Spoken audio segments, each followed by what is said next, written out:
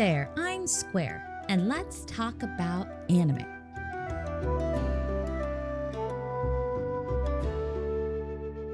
In episode 13 of Yashahime, the three girls are split up. Moroha has been hired as a bodyguard for a monk. There's a demon who's been literally eating Buddhist monks. So many, in fact, it's causing monks in the area to look for protection.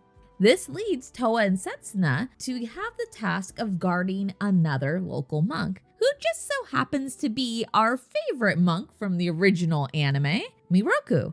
Both his daughter, Gyokouto, and his son, Hisue, join us at the temple as well. Although, Miroku is far too busy working through his 1,000-day training to take much note. Unfortunately for him, Miroku is the target of Totetsu, the monk-eating demon who also happens to be the last of our four heralds. A battle ensues. The girls try to protect Miroku, and Hisue jumps in the fight as well, despite his seeming issues with his father. Miroku steps up and uses his knowledge of wind tunnels, which relate pretty well to Totetsu's wind abilities, to come up with a plan. This results in Setsuna's demon powers being unleashed, and she attacks Totetsu with poison.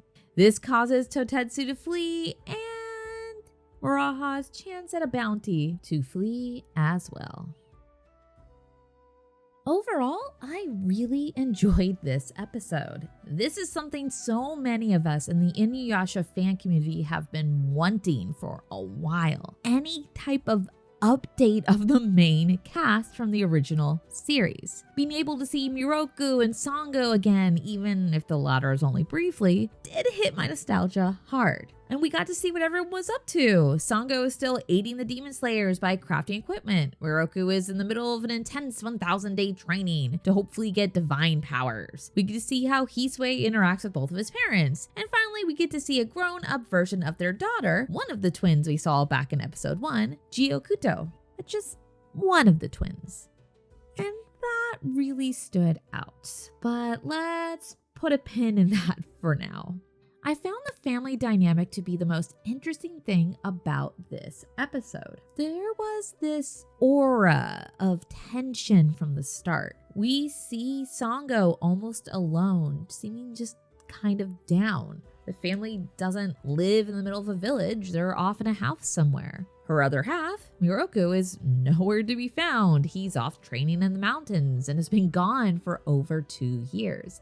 And I could see how this in itself would lead to tension, but there's more there. Hisue doesn't live at home anymore. He's training to be a demon slayer, risking his life and fighting to protect others. And he seems to have some issues with his father, calling Miroku greedy and stating there's no way he'd be the target of Totetsu since that demon is hunting for a virtuous monk, and Miroku is nothing of the sort. Hisue seems to think very little of his father and doesn't even want to see him. Seems angry about the thought of even having to visit just to possibly protect him.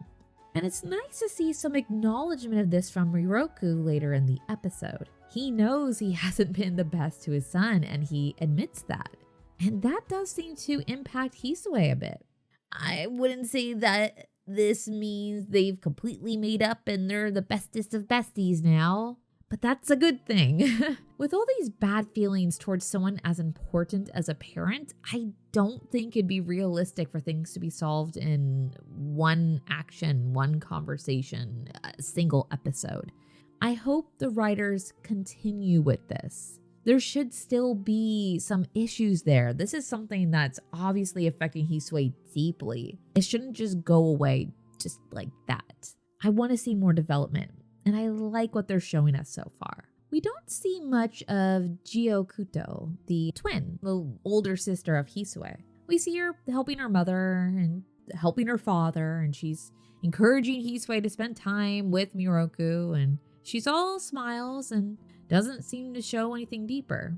And this stood out to me a lot. Now, I may be thinking too much into this, which is something I tend to do, but this type of family dynamic is not uncommon. especially when there's hard times or something tragic has happened. With a family in conflict, there often is one family member who steps up as the comfort, the mediator, the one who tries to keep the family together, the one who puts their own feelings aside to take care of others and just the family unit as a whole. And that could be the role that Gyokuto is playing. And honestly, that would make sense if we talk about the elephant in the room, the memorial stone. We saw Sango praying to it early on in the episode.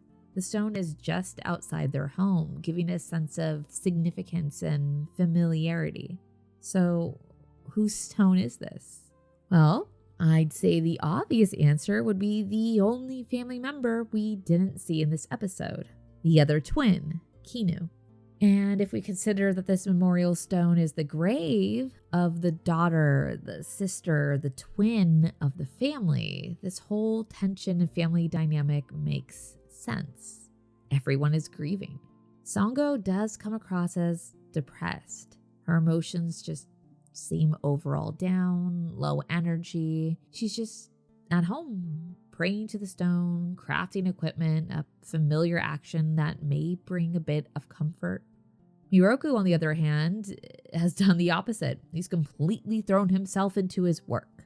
He's dedicating himself to training 1,000 days straight. That's all he's doing, nothing else. Seems like he's not even been home or seen his wife for the last 2 years. But he has to be stronger. No matter what it takes, he's not strong enough. And Hisue seems angry. He's angry at his father and thinks little of him. Hisue has also committed himself to slaying demons at a pretty young age. This is a dangerous line of work, but one he appears to be passionate about. He's choosing to risk his life to save people, for him to get stronger to protect others. Last, we have Gyokuto. She helps her mother. She visits her father. She tries to bring everyone together. She smiles. Is she doing anything else with her life? Is she feeling anything else? We don't know. She smiles. So if we consider that Kinu was killed by a demon, possibly a demon that was stronger than Miroku expected, a demon that he couldn't defeat and now is dedicating himself to achieving a power that might save others later. It's a pretty tragic story when you think about it. I mean, maybe I'm wrong.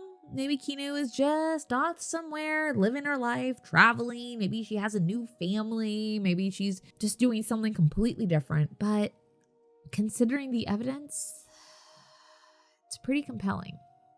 And this little snapshot into Sango and Miroku's family life is hard to look at as someone who fell in love with these characters in the other story. You know, when you see characters suffer so much, like throughout the whole Inuyasha series, they've been through so much and fought so hard.